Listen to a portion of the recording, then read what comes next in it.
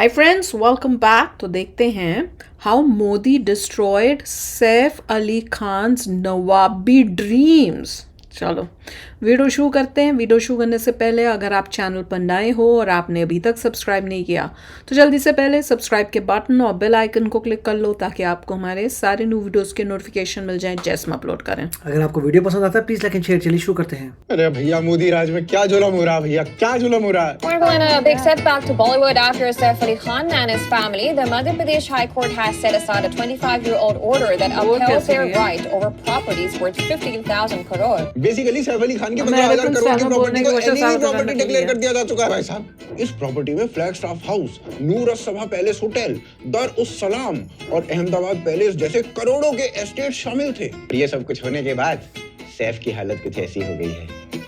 क्या हो गया तुम्हें? क्यों नहीं बोल रहे हो? कुछ तो बोलो भाई।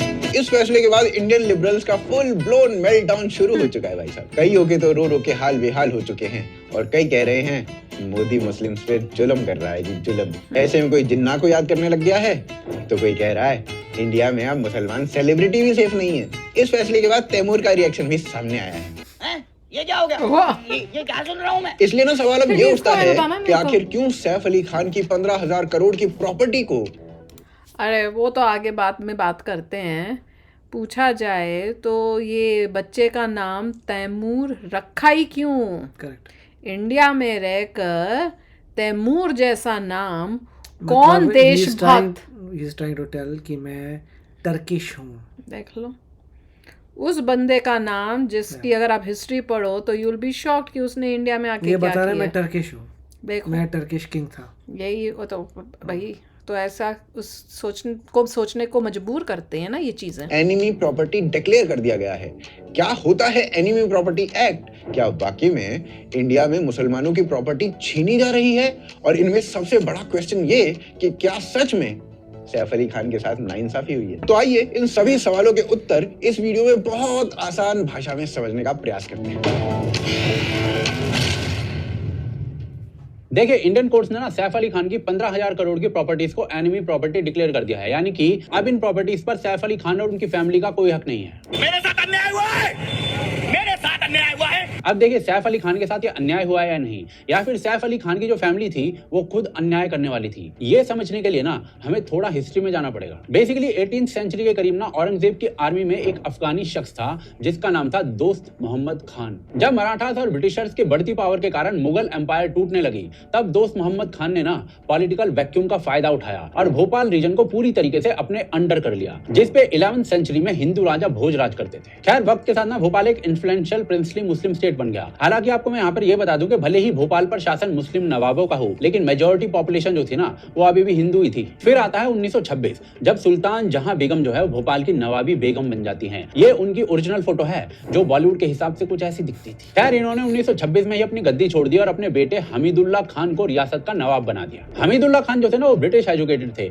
उनका लाइफस्टाइल काफी अंग्रेजी था, वेस्टर्न सोफिस्टिकेटेड, बट पॉलिटिकली वो एक हार्डकोर इस्लामिस्ट थिंकर थे। ब्रिटिश राज के दौरान ना उन्होंने ब्रिटिश क्राउन के एक लॉयल प्रिंसली अलाई के रूप में रूल किया था और इसी कारण से ब्रिटिशर्स ने उन्हें कई बार chancellor of the chambers of the princes बनाया था। यह वही बॉडी थी जो ब्रिटिशर्स ने कांग्रेस के नेशनलिस्ट इन्फ्लुएंस को काउंटर करने के लिए बनाई थी। हमीदुल्लाह का जो अप्रोच था ना वो काफी सेल्फ सर्विंग था। वो चाहते थे कि भाई उनका रॉयल पावर जो है ना वो बना रहे, चाहे भारत आजाद हो या ना हो। इनफैक्ट 90s, 30s और 40s में जब इंडिपेंडेंस मूवमेंट तेजी से बढ़ रहा था ना तब उल्टा वो इंडिया के आजादी का विरोध करने लगे थे, क्योंकि उनके अनुसार अगर भारत आजाद हो गया ना तो हिंदू मेजॉरिटी सिस्टम में उनका रियासती कंट्रोल छिन जाएगा। इसीलिए इसी बीच जब मोहम्मद अली जिन्ना और मुस्लिम लीग ने पाकिस्तान के लिए कैंपेन शुरू कर दिया था तब हमीदुल्लाह खान जिन्ना को ओपनली सपोर्ट करने लगे थे। इनफैक्ट नवाब हमीदुल्लाह खान ने मोहम्मद अली जिन्ना को एक दोस्ती का पत्र लिखा था जिसमें लिखा था कि मैं हमेशा से पाकिस्तान का स्ट्रॉन्ग और लॉयल सपोर्टर रहा हूं और मुस्लिम लीग ये बात जानती है, पर भोपाल जो है वो 80% हिंदू है जिसके कारण मैं मजबूर हूं। चल मैंने ये बात डिसाइड कर ली है कि मैं कभी भी भारत के साथ सेशन साइन नहीं करूंगा, चाहे जो कुछ भी हो जाए। मैं अपनी आखिरी सांस तक पाकिस्तान और इस्लाम की सेवा करता रहूंगा। Hamidullah Khan time to time Jinnah से मिलते नजर आते थे और ये उन्होंने खुद अपने एक लेटर में लिखा है। जब 1947 में भारत आजाद होने वाला था ना, तब उस वक्त ब्रिटिशर्स ने सभी प्रिंसली स्टेट को 3 क्लियर ऑप्शन दिए थे, भारत के साथ मिल जाओ, पाकिस्तान के साथ मिल जाओ या फिर इंडिपेंडेंट हो जाओ। ज्यादातर प्रिंसली स्टेट समझदारी दिखाकर भारत में मर्ज हो गए थे और जो नहीं समझ रहे थे ना, उनको सरदार पटेल ने शांति से समझा दिया था। लेकिन नवाब हमीदुल्लाह खान ने भारत के साथ मर्जर से बिल्कुल इनकार कर दिया था। वो भोपाल को एक इंडिपेंडेंट इस्लामिक एमिरेट बनाना चाहते थे, जहां वो सुप्रीम रूलर बनकर इस्लामिक गवर्नेंस चला सके, जिस कारण से वो इंडिया के एक्सेशन प्रपोजल को बार बार रिजेक्ट कर रहे थे। पर यहाँ पर हमीदुल्लाह के लिए सबसे बड़ी प्रॉब्लम ये थी कि भोपाल ज्योग्राफिकली पाकिस्तान से कंप्लीटली कट ऑफ था और 80% पॉपुलेशन हिंदू थी। यानी हमीदुल्लाह को अपने शुगर डैडी पाकिस्तान से मदद मिलना प्रैक्टिकली इम्पॉसिबल था। ऊपर से वहां की जो लोकल हिंदू पॉपुलेशन थी ना, उसने नवाब का विरोध करना शुरू कर दिया था और इस विरोध को, इस प्रोटेस्ट को सप्रेस करने के लिए नवाब हमीदुल्लाह ने रिप्रेशन चालू कर दिया। प्रोटेस्टर्स के ऊपर क्रैकडाउन हुआ पर कुछ फायदा नहीं हुआ। उल्टा 1948 आते आते प्रजामंडल नाम का एक अंडरग्राउंड सिविल मूवमेंट चालू हो गया, जिसमें स्टूडेंट्स, ट्रेडर्स और सभी हिंदुओं ने इंडिया के फेवर में नवाब के खिलाफ डिसओबीडियंस स्टार्ट कर दिया। सरदार वल्लभ भाई पटेल जो प्रिंसली स्टेट्स को भारत में इंटीग्रेट करने का काम लीड कर रहे थे, उन्होंने नवाब को कई बार वार्न कर दिया था कि वो हिंदुओं के खिलाफ क्रैकडाउन बंद कर दें और शांति से भारत में मिल जाएं। पर जब ऐसा नहीं हुआ तो इंडियन गवर्नमेंट ने पॉलिटिकल और इकोनॉमिक प्रेशर बढ़ाना शुरू कर दिया। बाय अर्ली 1949 पब्लिक ट्रस्ट नवाब पर से पूरी तरीके से खत्म हो चुका था। भोपाल के लोग ओपनली उनका विरोध कर रहे थे और पाकिस्तान भी नवाब की कुछ खास मदद कर नहीं पा रहा था। और तब जाकर 30 अप्रैल 1949 को नवाब ने finally quietly instruments of accession को साइन कर दिया और भोपाल ऑफिशियली इंडिया का हिस्सा बन गया। पर यहाँ पर मजेदार बात आपको पता है, भारत से इंटीग्रेशन के बाद भी नवाब ने कभी भी भारत से अपनी गद्दार हरकतों पर माफी नहीं मांगी। उल्टा इंडियन गवर्नमेंट उसको टाइम टू टाइम पैसे देती रही पेंशन के रूप में, जिसके सहारे वो इंडिया में आराम से लग्जरी की लाइफ जीता रहा। डिस्पाइट इस बात के कि वो इस दौरान भी पैरेलली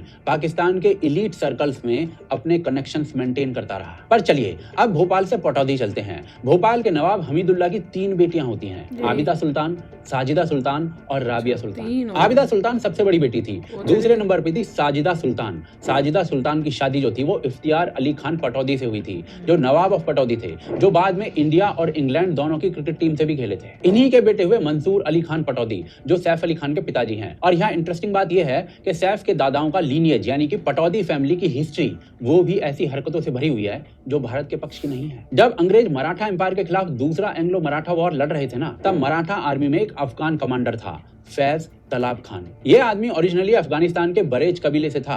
जब अंग्रेजों ने मराठों के खिलाफ युद्ध छेड़ा ना, तो उसने वही किया जो सत्ता के भूखे अक्सर करते हैं, पीठ में छुरा घोंप दिया। फैज तलाब खान ने मराठास को धोखा दिया और उनकी सारी मिलिट्री इंटेल चुपके से ईस्ट इंडिया कंपनी को दे दी और इसी वजह से ब्रिटिशर्स ने इजीली मराठास को हरा दिया और बदले में इस बंदे को नवाब ऑफ पटौदी डिक्लेयर कर दिया गया। यानी कि एक तरफ इनके परिवार में कोई जिन्ना का फॉलोअर था तो दूसरी तरफ अंग्रेजों का कोलैबोरेटर था। खैर समय बीतता गया और 1960 में भोपाल वाले नवाब हमीदुल्लाह खान की डेथ हो गई और इसके बाद फिर से विवाद उठने लगा कि अब नवाब हमीदुल्लाह खान की 15,000 करोड़ की प्रॉपर्टी का अगला वारिस कौन होगा। अब देखिए, आइडियली ना खान हमीदुल्लाह खान की मृत्यु के बाद उनकी जो भी प्रॉपर्टी थी उसके लीगल मालिक उनकी बड़ी बेटी आबिदा सुल्तान को होना चाहिए था। एक तो वो सबसे बड़ी थी और ऊपर से खुद हमीदुल्लाह खान ये चाहते थे कि उनकी बड़ी बेटी आबिदा भोपाल की अगली नवाब बने। अब इस बात के ऊपर आबिदा को ये लगने लगा था कि उसके पिता उसे फंसा रहे हैं और इसीलिए उसने ना जिन्ना से बात की और जिन्ना से बात करके वो निकल गई पाकिस्तान। वो भी काफी पैसा लेकर यहाँ से कराची चली गई। वहां उसने पूरी जिंदगी ऐशो आराम से गुजारी। बाद में पाकिस्तान का जो विदेश मंत्री और पाकिस्तान के जो क्रिकेट बोर्ड का अध्यक्ष बना यानी शहरयार खान, वो भोपाल की इसी नवाब की बेटी आबिदा का बेटा था। अब नवाब की जो बड़ी बेटी थी वो तो पाकिस्तान में निकल ली थी, लेकिन इससे क्या हुआ, नवाब ऑफ भोपाल की जो इंडिया में करोड़ों की प्रॉपर्टीज थी यानी लैंड्स, पैलेसेस, एस्टेट्स और बिजनेसेस, वो लावारिस हो गए थे। और इस वजह से ना आबिदा की छोटी बहन साजिदा सुल्तान, उसने ये सभी प्रॉपर्टीज टेक ओवर करके ना इसकी मालिक बन गई। और देखो भाई साहब, ये ना सिर्फ एक केस नहीं है।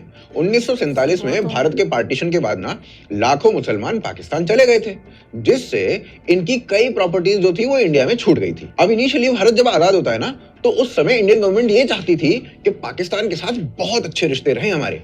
अब पाकिस्तान से बेहतर रिश्ते रखने के लिए ना इन सभी प्रॉपर्टीज को कस्टोडियल केयर में रख दिया जाता है। कस्टोडियल केयर का अर्थ यहाँ पर यह हो गया कि पाकिस्तान में जो लोग गए हैं वो जब चाहे आए और इस प्रॉपर्टी को अपना क्लेम कर ले। पर फिर समय बीतता है, 1960 का दशक आता है और उस दशक में भारत को चाइना और पाकिस्तान अपनी असली औकात दिखा देते हैं। दोनों ही भारत के खिलाफ युद्ध छेड़ देते हैं अलग अलग समय में। अब इसके कारण इंडियन गवर्नमेंट इन प्रॉपर्टीज को ना एक पोटेंशियल थ्रेट डिक्लेयर कर देती है, क्योंकि आने वाले समय में फॉरेन पावर्स स्पेशली पाकिस्तान और चाइना इसका बहुत भयंकर रूप से इस्तेमाल इंडिया के अगेंस्ट कर सकती थी और इससे ना इंडिया की सॉवरेनिटी को डैमेज किया जा सकता था। अब इस चीज से बचने के लिए इंडियन गवर्नमेंट क्या करती है, Indian government defence of India act and rules पारित कर देती है, जिसके बाद उन सभी प्रॉपर्टीज को एनिमी प्रॉपर्टी डिक्लेयर कर दिया जाता है जिसके ओनर एनिमी कंट्री यानी पाकिस्तान या चाइना शिफ्ट हो गए थे। 10 सितंबर 1965 को गवर्नमेंट ऑफ इंडिया ने ना पाकिस्तानी नेशनल्स की सारी properties custodian of enemy property for India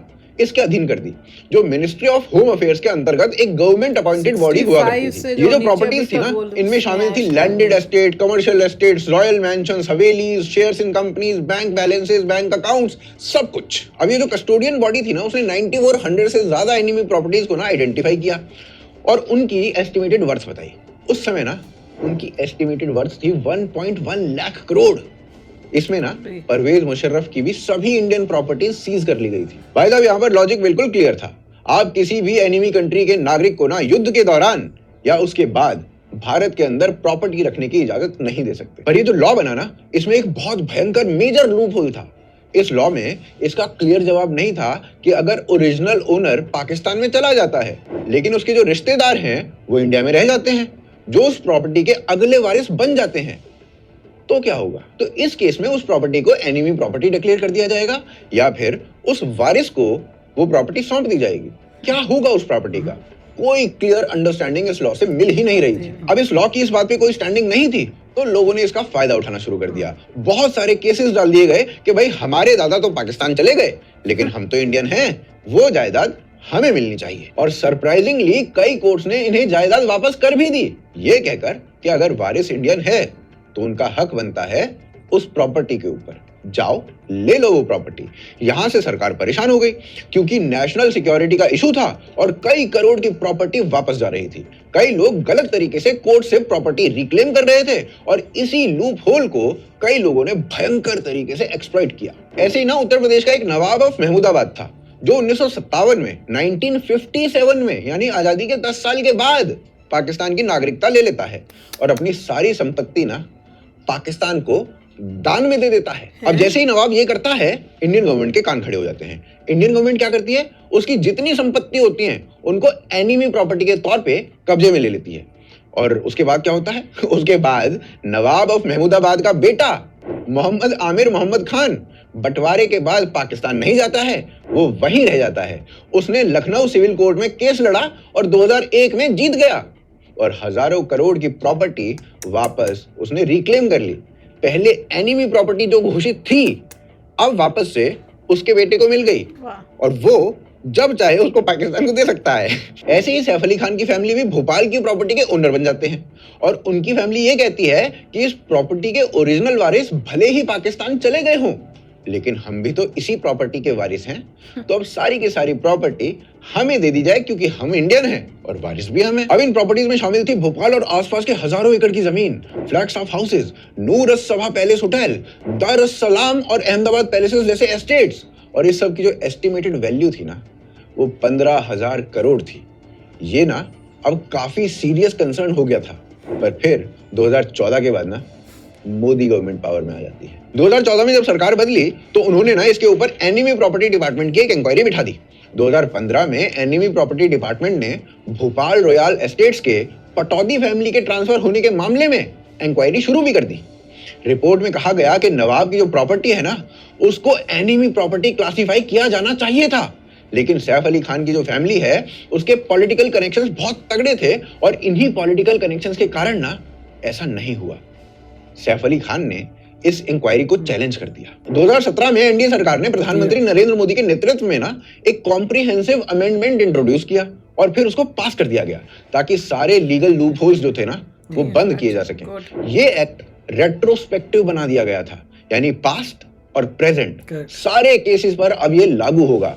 और इस अमेंडमेंट के बाद उस एनिमी प्रॉपर्टी को अब कोई भारत का व्यक्ति क्लेम नहीं कर सकता था जिसका ओरिजिनल ओनर अब पाकिस्तान का नागरिक बन चुका था। ट्रांसफर, इनहेरिटेंस या सेल सब पर पूरी तरीके से रोक लगा दी गई थी। जो भी पुराने कोर्ट रूलिंग्स थे क्लेमेंट्स के फेवर में उनको नलिफाई कर दिया गया था।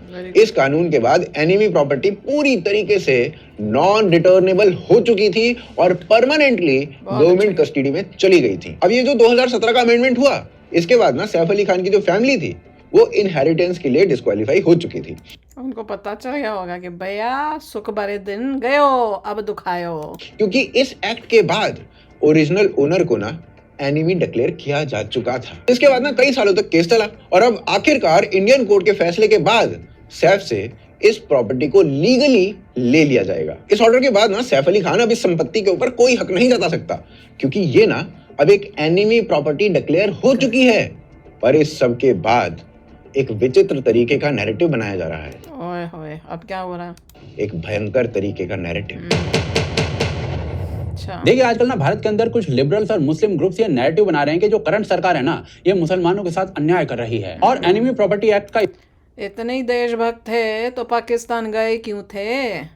जिसकी ज़मीन थी वो तो पाकिस्तान चला गया, दूसरों को दे दें हम। जो देशभक्त नहीं था वो तो चला गया, दुश्मन बन गया, तो उस दुश्मन की प्रॉपर्टी कैसे तुमको दे देंगे हम? तुम थोड़ी हो उसकी प्रॉपर्टी के हकदार। इस्तेमाल मुसलमान समाज को टारगेट करने के लिए किया जा रहा है। कोई भाई साहब जो जिन्ना को याद कर रहा है तो कोई कह रहा है कि इंडिया में मुसलमानों इसीलिए नहीं मिल रही। अगर तुम्हें जिन्ना याद आ रहा को है, टारगेट करने के लिए एनिमी प्रॉपर्टी एक्ट लाया गया है। अब इस बात में कितनी सच्चाई है, इसको समझने के लिए हमें एक मूल बात समझनी होगी। एनिमी प्रॉपर्टी एक्ट जो है ना, कोई रिलीजियस कानून नहीं है, बल्कि ये भारत जैसे सॉवरेन कंट्री की सिक्योरिटी और नेशनल पॉलिसी का अहम हिस्सा है। इस कानून की जरूरत को समझने के लिए ना बस एक सिचुएशन को सोचिए। अगर भारत के किसी पुराने किले, हवेली या मिलिट्री बेस के पास की जमीन का मालिक वो व्यक्ति हो जाए जो आज पाकिस्तान या चाइना का नागरिक है, तो भाई साहब ये कोई हवाई बात नहीं है, ये डॉक्यूमेंटेड रियलिटी है। 1965 और 1971 के भारत पाक युद्धों के समय भारत सरकार ने ये पाया था कि कई संपत्तियां, खास तौर पर बॉर्डर स्टेट्स और जैसे कई शहर जैसे कि लखनऊ, भोपाल, हैदराबाद में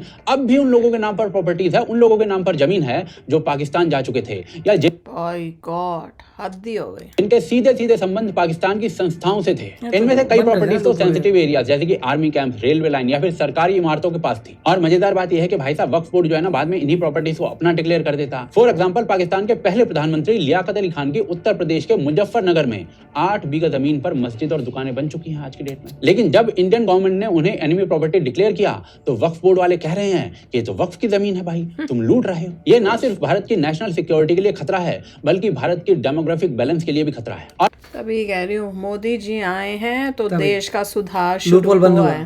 देख लो, इतने सालों से 65 या 64 इन्होंने बताया है, तब से एनिमी प्रॉपर्टी के बारे में उन्होंने डिसाइड किया हुआ था, पर 64 से लेके 25 कितने साल हो गए गिन लो।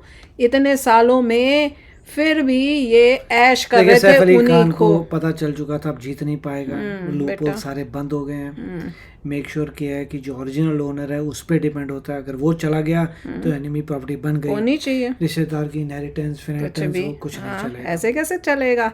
जो वहाँ गया वो एनिमी हो गया। एनिमी की देश में जाके तुम एनिमी हो गए तो फिर तुम्हारी वो अपने देश की प्रॉपर्टी ऑप्शन नहीं थी। पहले गवर्नमेंट जो थी अच्छी नहीं। वेरी गुड, मोदी जी ने कमाल किया कि जो भी लूप होल्स थे उसको ठीक किया है और सारों को पता चले कि ये जो हरकतें हैं और ये जो प्रेम तुम्हारा रहते इंडिया में और प्यार तुम्हें पाकिस्तान या चाइना से, ये देश में नहीं इससे पता लगता है कि कांग्रेस वगैरह जो थी बड़ी बकवास पार्टी थी और सब कुछ चेंज हुआ है मोदी जी के आने के बाद। उनको तो पाकिस्तान से बड़े अच्छे रिलेशनशिप्स रखने थे, चाइना से बड़े अच्छे रिलेशनशिप्स थे, जिसकी वजह से कितनी हमारी ये नुकसान हो गया देश का। तो चलो यार, अभी शेयर करना अपने थॉट्स। चलते हैं, मिलेंगे नेक्स्ट वीडियो में बहुत ही जल्द। Till then take care and bye bye. तो अगर आप मेरे इस चैनल पे नए हो तो जल्दी से सब्सक्राइब के बटन को हिट करो और बेल आइकन को क्लिक करो ताकि आपको मेरा जब नया वीडियो मैं लगाऊं आपको उसके बारे में जल्दी से पता चल जाए।